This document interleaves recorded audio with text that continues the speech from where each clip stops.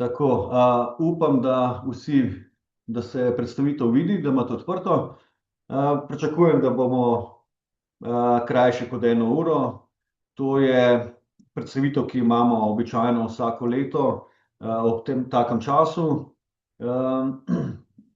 Naslovnica je namenoma taka, ker verjetno vsi pričakujete močno zakomplicirane in kompleksne procese in postopke, ki vas čakajo zdaj do odhoda, ampak kot boste videli, zadeva le ni tako kompleksna in mislim, da ne boste imeli preveč težav s pripravo na izmenjavo.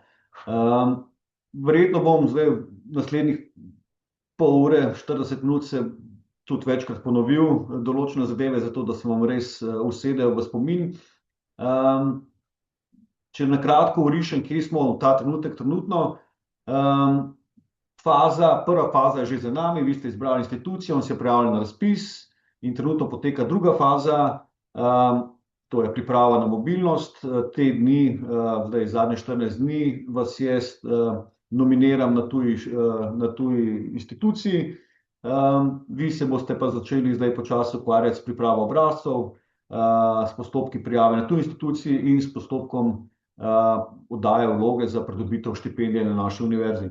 Potem bo sledila seveda tretja faza, ko boste odšli na mobilnost, in še zadnja faza, ko boste prišli nazaj in morali sprožiti postopek priznavanja. Če si pogledamo malo bolj natančno, zdaj trenutno kaj poteka, torej februarja smo potrdili prijave, poslali na univerzo, marec, april poteka nominiranje vaših izmenjav, to praktično pomeni, da kontaktiramo naše partnerje in napovemo vašo izmenjavo, kdo ste, kdaj prihajate, kaj točno študirate.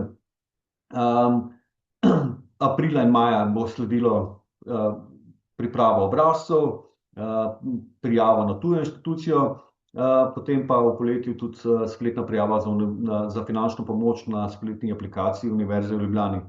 Ta časovnica je seveda za tiste, ki greste ven že v prvem semestru, tisti študenti, ki boste odšli na izmenjavo v drugem semestru, se zadeva ponovi, vendar z zamikom, ker to pomeni, da vas bomo verjetno nominirali šele avgusta, septembra in pač takrat potem dobivate informacije iz tuje institucije in šele takrat lahko oddate vlogo za finančno pomoč. Bistveno je, da si zapomnite, da boste zdaj prejeli navodila in se pogovarjali, da rečem, v 3 sklopih. En sklop navodil bo z strani naše univerze, kjer vam bo poslala navodila za oddajo vloge za finančno pomoč. Drug sklop navodil in komunikacijo boste imeli s tujo univerzo, z njihovim koordinatorjem, ki vam bo poslal navodila za prijavo na njihovi univerzi, in pogovarjali se boste z nami, ker se boste morali na fakulteti dogovoriti za priznavanje študijskih obveznosti, ki jih boste opravili v tujini.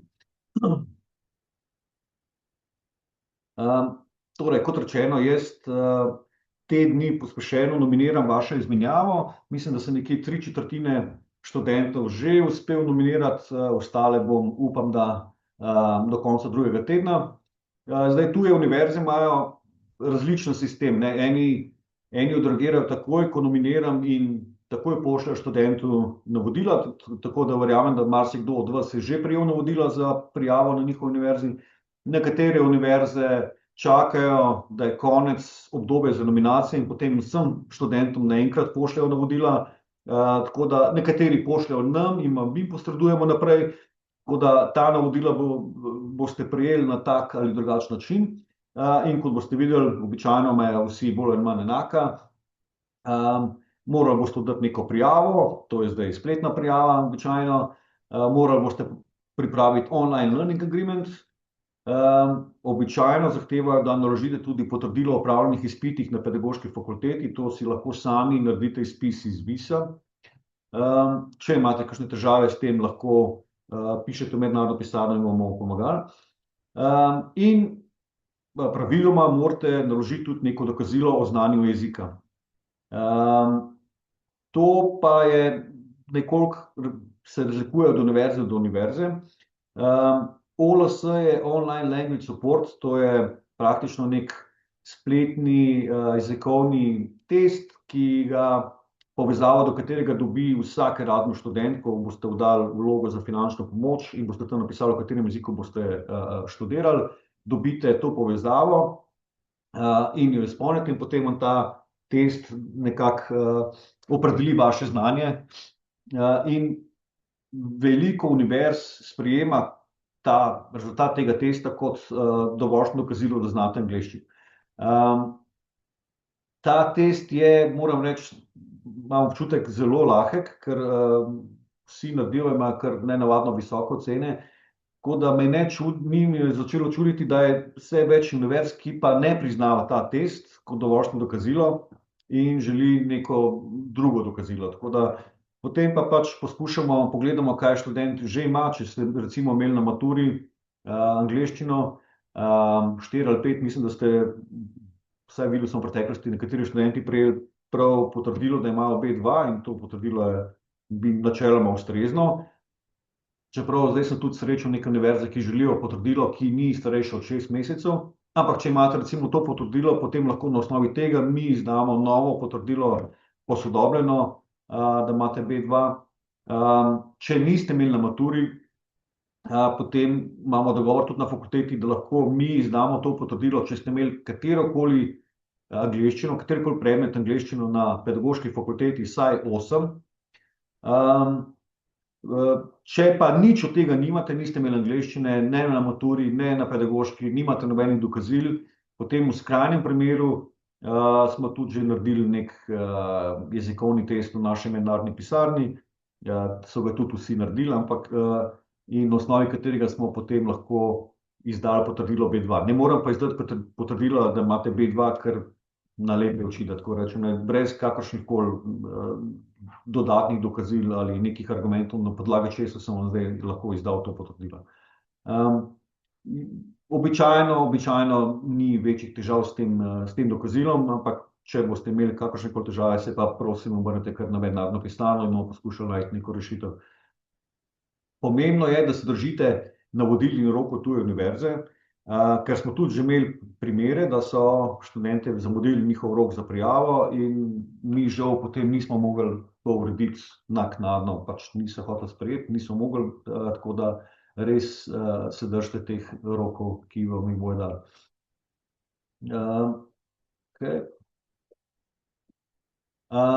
Kot rečeno, drug sklop navodil boste prejeli z naše strani centralne službe, mednarodne službe na univerzi in potem boste z njimi tudi urejali vse potrebno v zvezi z finančno pomočjo. Pomembno je tukaj par stvari, za katere nas univerza prosi, da vas posebej opozorimo na njih, ker se je pogosto potem dogajalo, da je kasneje prihajalo, da so študenti kasneje govorili, da nečesa niso vedeli, niso bili obveščeni, tako da smo zdaj prav naprošeni, da posebej povemo par stvari že pri tej uvodni predstavitvi. Ena od teh stvari je, da štipendija vam ne pripada avtomatično, se pravi, morate zaprositi zanjo. In kot rečeno, vse informacije in obrazce za pridobitev bo poslala mednarodna pisarna Univerze v Ljubljani. Če vam že niso, to pa moram pogledati, običajno enkrat to pred poletjem, približno v takem času. Erasmus finančna pomoč mora biti študentu izplačana pred začetkom mobilnosti. To je izjemno pomembno, se pravi, to se morate lotiti dovolj zgodaj, da oddate vlogo, da univerza pripravi pogodbo o sofinanciranju, vam jo pošlje, da jo vi podpišete, pošljete nazaj in da vam oni nakažejo denar, preden greste v tujino. Smo že imeli primere v preteklosti, da so nekateri študenti odšli v tujino in so potem mislili, da bodo pač od tam počasi uredili zdaj te postopke za nazaj. In to žal ni mogoče. Tako da nujno morate to urediti, preden greste v tujino. Za prvi dan mobilnosti se šteje dan, ko mora biti študent prisoten na tuji instituciji. To je lahko prvi dan predavanj, prireditev za dobrodošlico ali prvi dan jezikovne in kulturne priprave, ki je sestavni del mobilnosti in ne dan prihoda v tujino. Torej, če vi pridete 14 dni prej, da se boste uredili, se ne šteje tisti dan kot prihod, kot prvi dan mobilnosti, za katerega že dobivate financiranje. Finančna pomoč Erasmus sofinancira stroške študija v tujini in ne pokriva stroškov v celoti. Zdaj, sama višina bo opredeljena v sporazumu o dodelitvi finančne pomoči v okviru programa Erasmus, ki jo bo študent podpisal po oddaji prijavne dokumentacije. Toplo priporočam, da preberete to pogodbo, ki jo dobite in ne samo avtomatično podpišete, ker so noter tudi opredeljene vse vaše obveznosti in pravice, tako da res priporočam, da jo preberete, ne samo podpišete. Pa še to, ja, študent, ki prejema Erasmus finančno dotacijo, je še naprej upravičen prejemati morebitno nacionalno štipendijo, na primer državno od Zoisovo, tako da to se ne izključuje.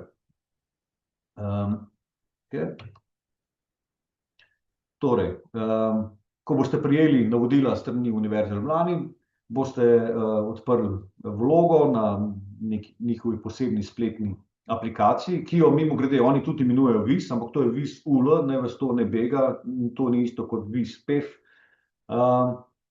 In tam boste morali naložiti online learning agreement, boste morali odpreti potrdilo o vpisu. Potrdilo o vpisu je seveda univerza zahteva zato, ker če nimate statusa, aktivnega statusa študenta, potem niste upravičeni do Erasmus izmenjave. Zdaj, tukaj se včasih zaplete, če študent mora na izmenjavo nekam na Finsko, recimo, kjer začnejo zelo zgodaj, obenem se pa ni še tukaj v Ljubljani vpisal v višji letnik. V tem primeru bo, mislim, če se ne motim, da univerza zahteva, da naložite potrdilo o vpisu iz aktualnega leta in prosite zraven referat, da dopiše stavek, da izpolnjujete pogoje za vpis v višji letnik. Če tudi še niste v tistem trenutku vpisani v višji letnik. Potem pa, ko boste vpisani, pa seveda morate poslati na univerzo potrdilo o vpisu v tistem letu, ko ste na izmenjavi.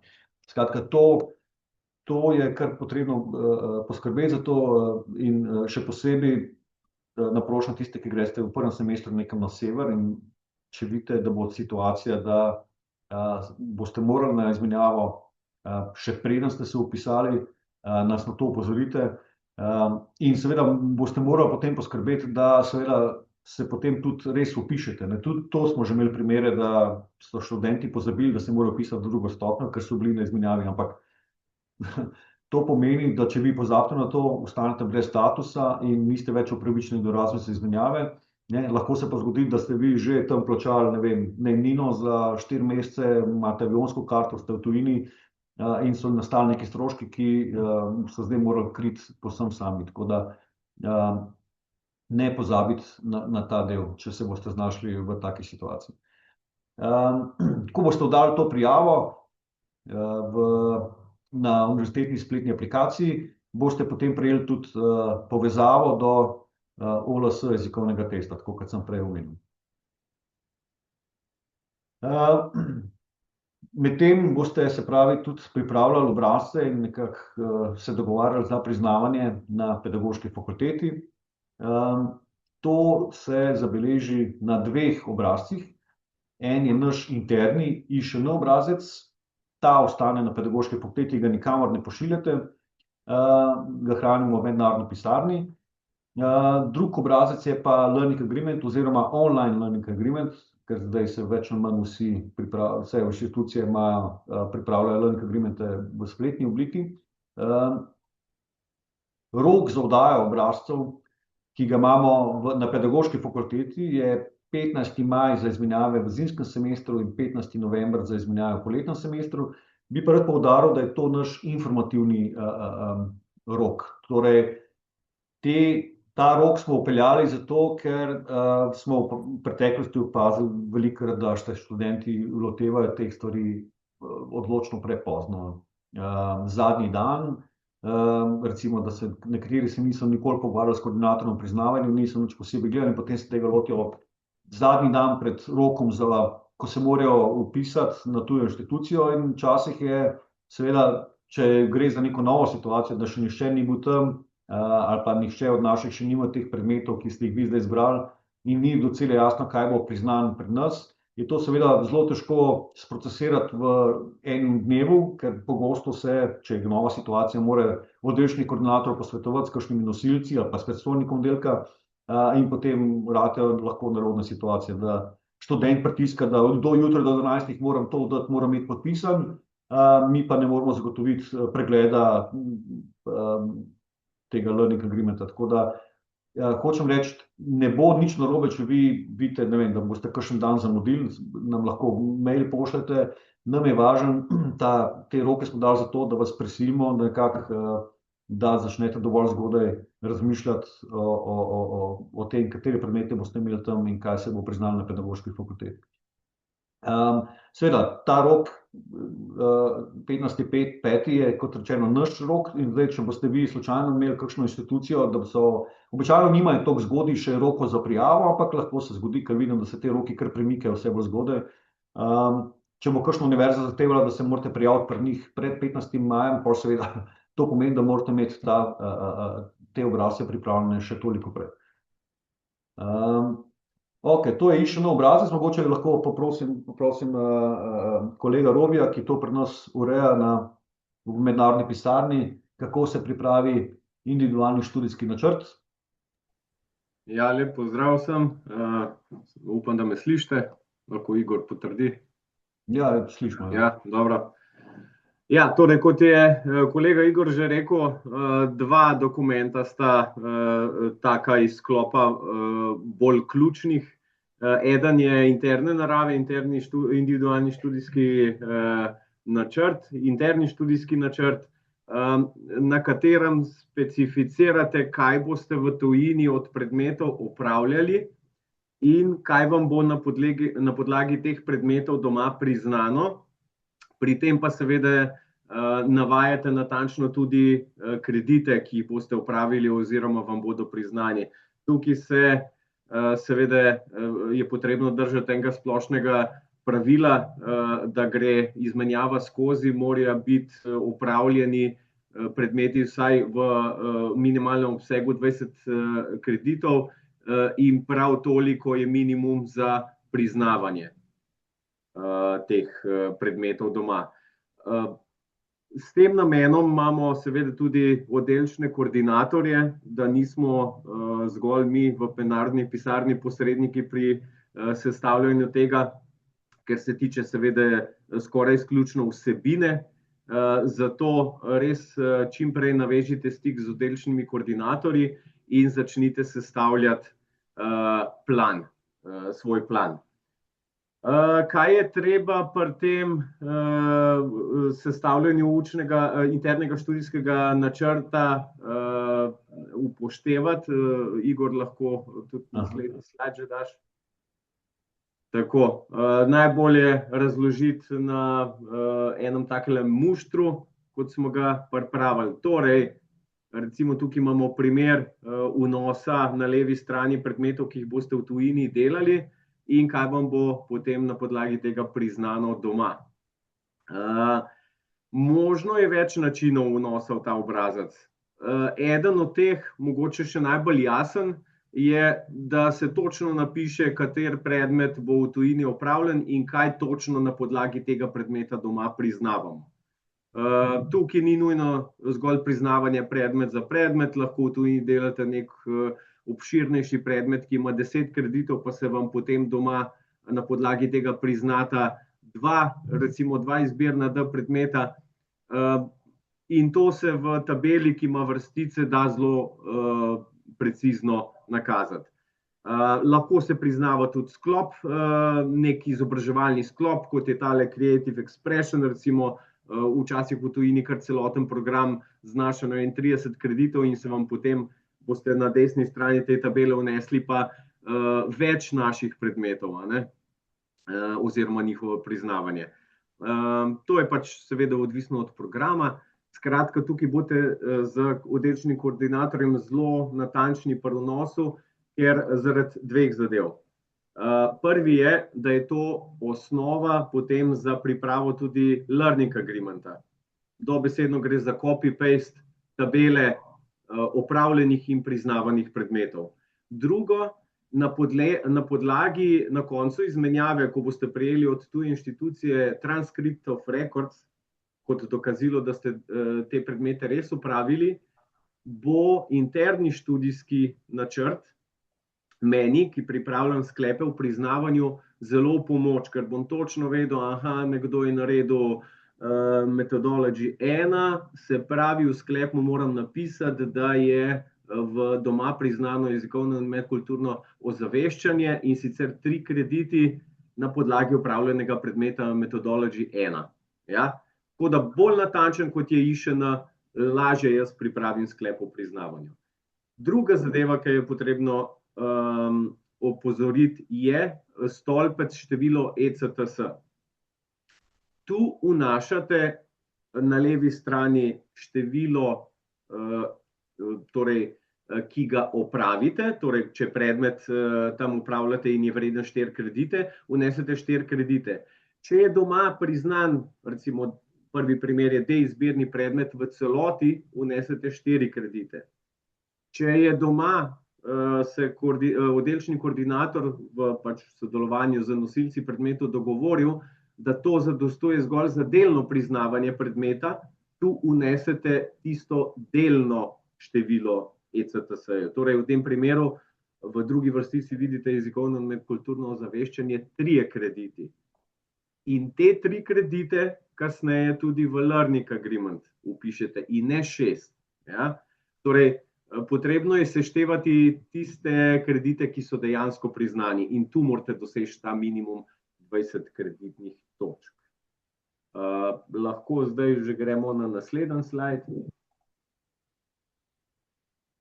Tako, in ko boste ta IŠN pripravili, ga morate seveda potrditi z lastnim podpisom, ga dati v podpis tudi oddelčnemu koordinatorju, ta ga da v podpis še predstojniku, predstojnici oddelka in nazadnje dobimo v podpis to še v mednarodno pisarno.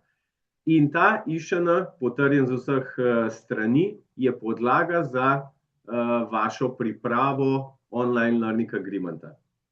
Tukaj moramo opozoriti, da smo tudi mi podpisniki online learning agreementov oziroma learning agreementov in svojega podpisa ne moremo dati, dokler nimamo potrjenega IŠN obrazca.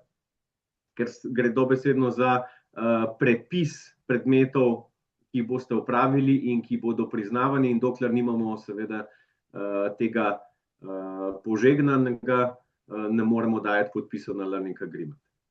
Še enkrat opozoril, res dajte to pravočasno, ker smo imeli veliko primerov, da ne vem, enkrat panika, rok je za oddajo ponedeljkov do 12, nekdo nam piše ponedeljkov do 10 dopoldne, čez 2 uri, moram nujno to oddati, meni se koordinator ne oglasi, poslal mu je pa mail v nedeljo popoldne in potem mi pa ne moramo podpisati to brez IŠN-ja, tako da res ne se tega lotevati zadnji dan, ker potem so lahko živčne situacije in se poskušamo temu izogniti.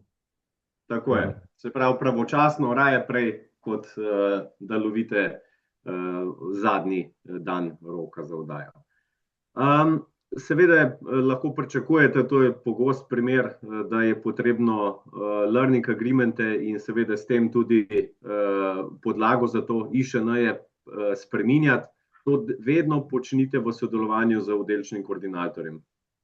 In ob tem obvestite tudi nas, ja, da vemo, da je sprememba v teku, da se lahko pričakuje tudi sprememba learning agreementa. Vse moramo tudi mi podpisati in tudi vodimo evidenco, strogo shranjujemo v vaše personalne mape razne prve, druge, tretje verzije IŠN-jev in da je zadeva sledljiva. Seveda vse poteka po e-mailu, vam ni treba to originalno nositi do oddelčnega koordinatorja, tako da to vse po e-mailu se pošlje in se potem tako ureja, da je hitreje. Tako.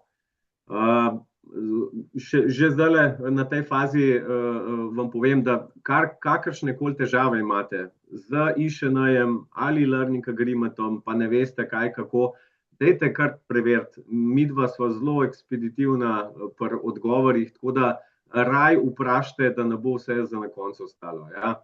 bomo našli, poznamo že ta sistem, vemo tudi, kaj se ponavadi priznava na oddelkih, če kaj ne bo jasno, sva midva tukaj na razpolago, da vam razloživa zadeve. Ja, hvala za naslednji slajd. Torej, že v uvodni predstavitvi je kolega omenil, da je ta learning agreement obstaja na stari način v PDF verziji oziroma najprej v Word verziji in potem PDF. Je pa že večina inštitucij, ki se ukvarja z izmenjavanjem, prišla že na ta online način, ki je vezan enostavno na vašo spletno prijavo za pridobitev finančne dotacije, tako da je zadeva zelo poenostavljena in upam, da je letos res zadnjič, ko razlagam tudi morebiten način izpolnjevanja Word verzije learning agreementa. Mislim, da ste strani univerze, z centralne pisarne, ki pač se ukvarja z prošnjami za pridobitev finančne dotacije, že prijeli v preteklih dneh navodila, kako to oddati, kaj morate najprej izpolniti, in med drugim tudi navodilo, da v tej vaši prijavi za pridobitev dotacije izpolnite tudi v meniju na levi strani piše OLA, ena od, mislim, da je tretja vrstica od zgoraj, in to je ta learning agreement, o katerem govorimo. Ja, takole izgleda. In če inštitucija podpira to vrstno izmenjavo learning agreementa, torej na elektronski način preko EVP-ja, morate vi to tudi narediti, čeprav vam bo mogoče včasih zaradi, ne vem, lažje, da bi kar Word izpolnili, pa se pač izognili tem postopkom, ampak ni težko, izpolnite vse, pač kar je potrebno v teh razdelkih, oddajte learning agreement in to gre potem tudi na elektronski način v podpisovanje, brez vašega posredovanja preko mailov, to je preko sistema, samodejno dobijo vsi podpisniki in potem ste tudi vi samodejno obveščeni, ko je dokument podpisan s strani vseh deležnikov. Ja, pač prva faza, izpolnite osnovne podatke in potem kliknete na potrditev, potem v drugi fazi izpolnjevanja online learning agreementa vnesete tiste obveznosti, ki ste jih navedli že prej na IŠN-ju, torej en razdelek, ki je namenjen navajanju predmetov, ki jih boste v tujini opravljali, ta drugi razdelek, kaj vam bo doma priznano. Mogoče glede tega, ko boste vnašali v tabelo priznanih zadev, vnašajte še enkrat natančna imena predmetov, tukaj ni potrebno, IŠN določa, kaj se prizna, zakaj. V learning agreementu je dovolj, da se navede samo sklop predmetov, ki vam bodo priznani. Tukaj boste natančni pri seveda imenih predmetov in predvsem pri kreditu. Torej, če se pri predmetu kuhanje priznajo 3 krediti od 6, kolikor je predmet vreden v celoti, tukaj vpišete samo številko 3 in v nikakršen stolpec ne dodajate, da gre za delno priznavanje, da ni priznano v celoti ali pa kaj podobnega. To nikogar ne zanima, to je learning agreement, pri katerem se seštevajo, ki pomeni, da se samo do minimuma 20 kreditov seštejejo točke priznanih kreditov. Ja? No, to je tudi tukaj v eni alineji dodano, torej nikamor opomb ne vpisujte, da je to delno priznavanje, ker to nikogar ne zanima.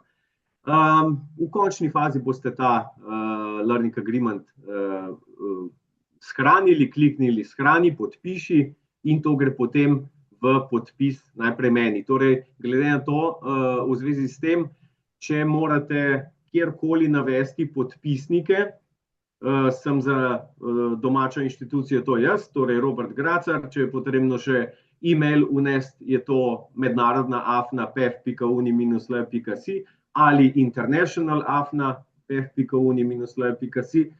Na tuji univerzi se morate pa pozanimati, kdo je pri njih ta, na obrazcu je to responsible person. Ja? Torej, pozanimajte se v njihovi mednarodni pisarni, koga morate ob izpolnjevanju online verzije Learning Agreementa vnesti, ker bo potem na ta elektronski naslov romala verzija podpisana z vaše in moje strani. Ja? Status sporazuma seveda boste sproti spremljati in bili tudi obveščeni, kdaj je to podpisano. Zdaj pa, lahko se zgodi, da že meni ni kaj všeč, pa vam zavrnem, ne vem, mogoče ravno zaradi tistega razloga, ki sem ga prej omenil, da ste navajali polne kredite namesto delnih, in vam bom z opombo in seveda s funkcijo zavrni vrnil nazaj v izpolnjevanje Learning Agreement, napisal vam bom točno, kaj je treba spremeniti, vi to naredite in lahko zopet oddate in zopet dobim jaz v podpis, da gre lahko potem končno naprej tu v instituciji.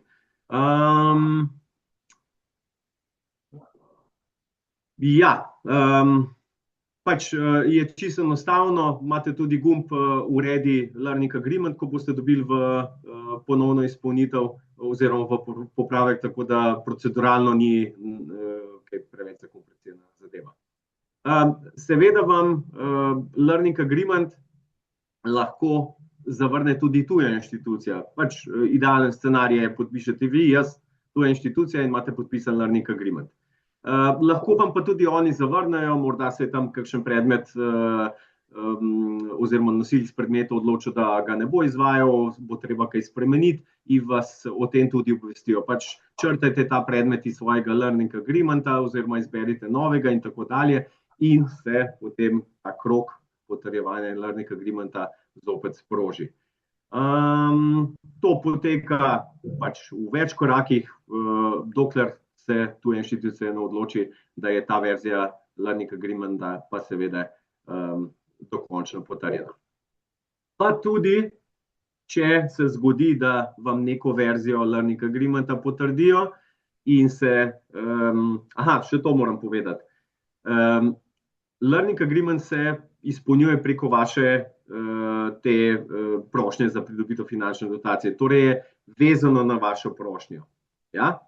Ko je Learning Agreement potrjen, vam ni treba nikakršnega PDF-ja generirati in vam nalagati to kot priponko v prošnjo, ker je to samodejno povezano. Tako da tudi glede tega je ta Ola na kratko zelo optimizirala zadeve. Pač pomembno je, da imamo manj korakov, a ne, za isti efekt.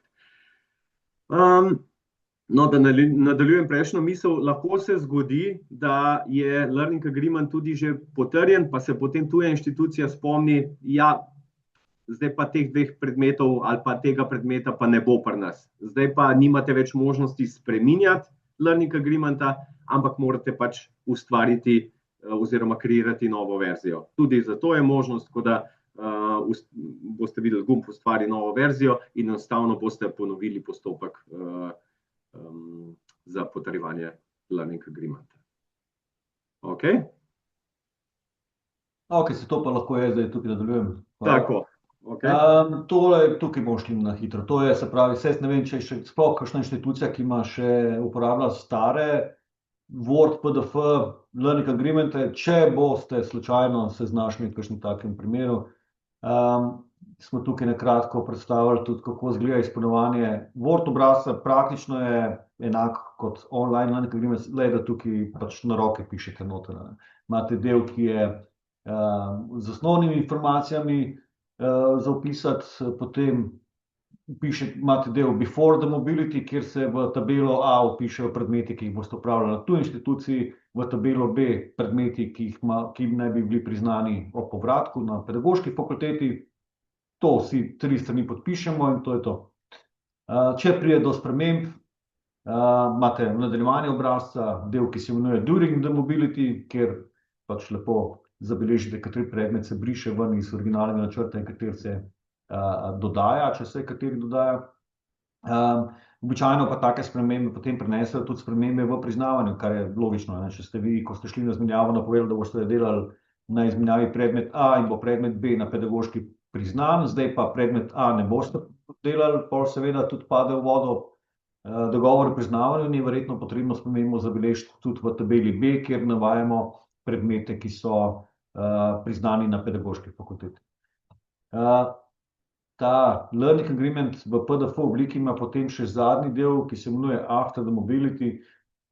Ideja tega obrazca je bila, da potem univerza gostiteljica v tabelo C zapiše vse predmete, ki ste jih vi upravljali pri njih na izmenjavi, ocene in kredite, potem pa mi v tabelo D zapišemo, kateri predmeti so bili pri nas priznani in to podpišemo, vendar se je v praksi pokazalo, da praktično nihče ne izpolnjuje tega zadnjega dela After the Mobility, ker namesto tega dobite njihov transcript of records, na koncu potrdilo o pravnih obveznostih, kjer so navedene vse predmeti, ki ste jih vi upravljali na izmenjavi, s krediti, ocenami.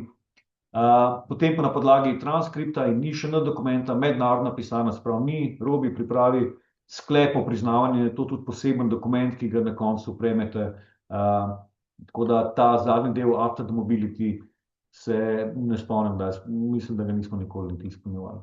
Ampak, kot rečeno, vi boste predvidoma izpolnjevali online verzijo, tako da verjetno tole PDF verzijo ne bo nihče več.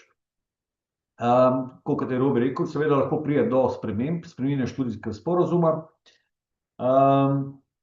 In, kot sem povedal, zelo pomembno je, da to nas takoj obvestite. Še posebej pa to velja v primeru, ko vi spreminjate tam predmet, ki ne bi se priznaval pri nas na pedagoški fakulteti. To pa potem je zelo pomembno, da se na tem obvestite in da hitro poiščemo neko rešitev. V teoriji bi se lahko zgodilo, da recimo vi tam pol ne morete dobiti nekega predmeta, ki se ga lahko prizna in da ne dosežete minimalnega števila kreditov, ki mora biti priznani, in pravim, v teoriji bi to pomenilo, da bi se morali vrniti domov. Vendar nismo imeli še takega primera, vedno smo našli neko rešitev, poskušamo biti res fleksibilni, še posebej v takih situacijah, če se to zgodi, da vi ste dosegli nek dogovor na pedagoški fakulteti o priznavanju, odšli na izmenjavo, že imate neke stroške, vse, potem vas pa na univerzi gostiteljici obvestijo, ne vem, prvi teden semestra, da določeni predmeti se pa ne bodo izvajali in da morate nekaj spreminjati. To se žal tudi dogaja, ampak zaradi tega še nihče ni prišel kar domov, tako da vedno smo še našli neko rešitev.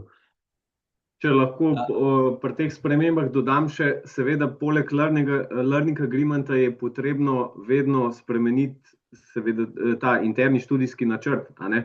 Tako da poleg nas morate obvezno kontaktirati tudi oddelčno koordinatorico in za tisti, recimo, hipotetično odpadli predmet v tujini,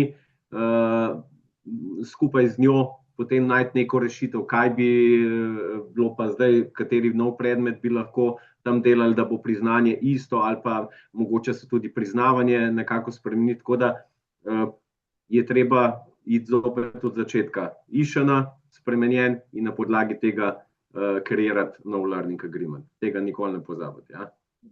Potem je vprašanje podaljšanja izmenjave. Tisti, ki boste šli na izmenjavo v prvem semestru, imate načeloma možnost podaljšati, vendar je vprašanje, ali bo univerza financirala dodatne mesece. To univerza sprejme odločitev šele enkrat jeseni in lahko pričakujete njihov mail enkrat pred začetkom zime. Kakšno leto imajo dovolj sredstev za to, kakšno leto ne.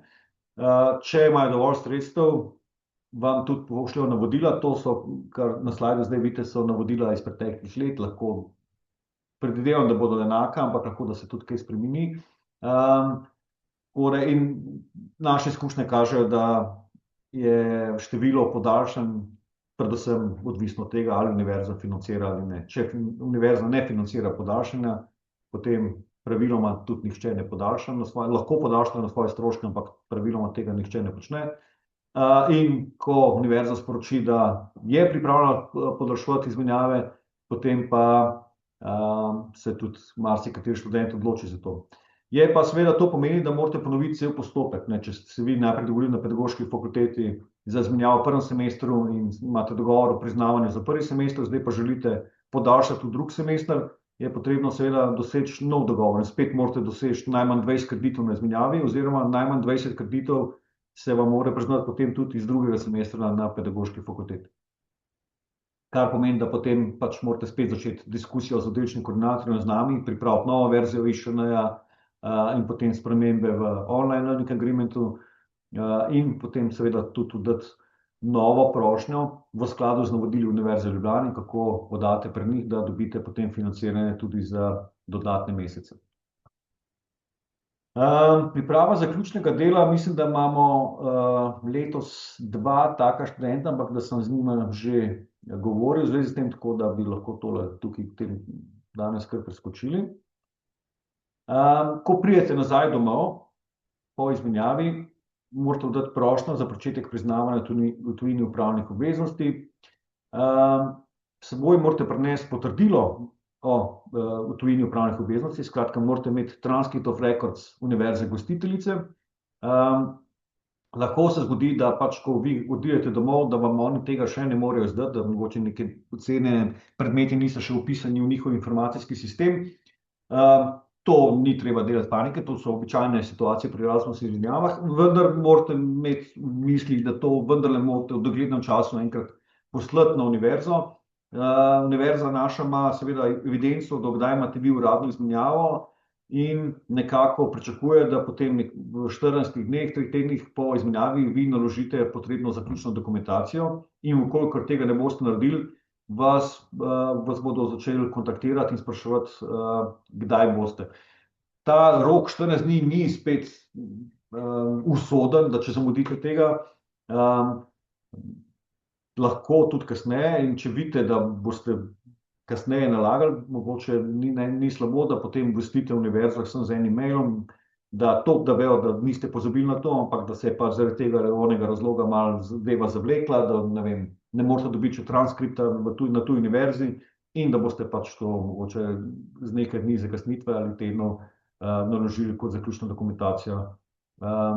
In s tem ni nič narobe, vse dokler univerza ve za to. Tako da, seveda, pridete nazaj s transcript of records, Robi bo takrat pogledal, ali se podatki na transcript of records skladajo s podatki, z vašo napovedjo na IŠN obrazcu, ali ste res delali te predmete, ki ste jih tudi napovedali, za katere ste se dovolili, da bodo priznani.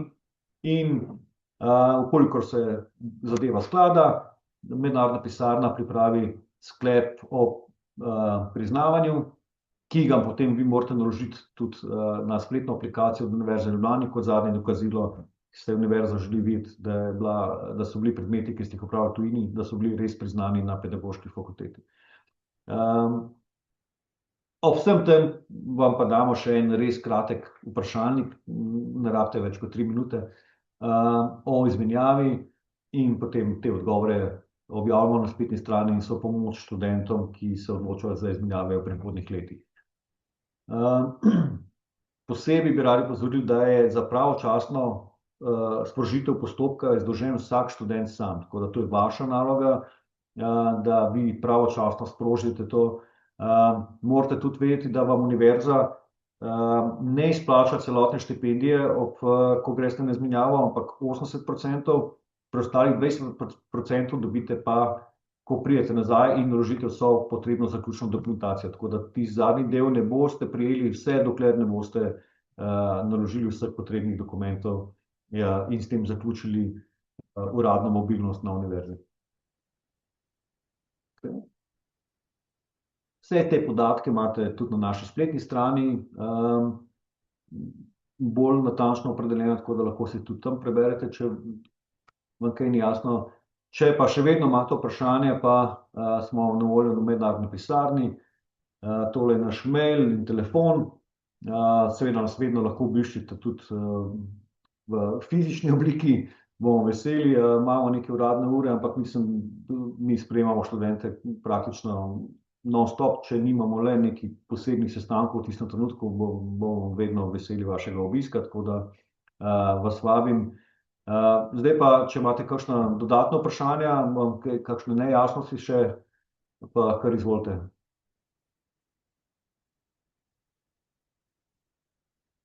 Ne, če ni vprašanj? Jaz bi imela eno vprašanje. Kar izvolite, ja, kar povejte. Glede zdravstvenega zavarovanja v tujini, a to vsi študenti sami pač urejo? Ja, to si morate absolutno sami. Tudi pri praksah je enako, tudi to zavarovanje, ker nezgodno, nekakšno imate na pedagoški fakulteti, vem, da nekaj sklepate, kaj hodite tudi na prakso, žal ne veljajo v tujini, tako da vse si morate sami urediti. Seveda, večina študentov tudi v tem pogledu ne naredi kaj posebej. Jaz mislim, da vsi mislijo, da je dovolj, da imajo to evropsko zdravstveno kartico. Jaz bi vendarle priporočal, da si Jaz grem na Norveško, ko je izven EU, pa zdaj ne vem. Kam greste vi? Na Norveško. Aha, ja, mislim dajte se pozanimati, lahko da evropska kartica tudi tam velja, ampak jaz bi v vsakem primeru priporočam vsem študentom, da si poleg evropske kartice vsekakor uredijo še neko dodatno privat zavarovanje, ker ta evropska kartica, jaz mislim, da se študenti ne zavedajo, to je samo najnujnejša zdravniška pomoč. Oni praktično, se zdaj malo cinično govorim, bojo poskrbeli, da ne boste umrli tam.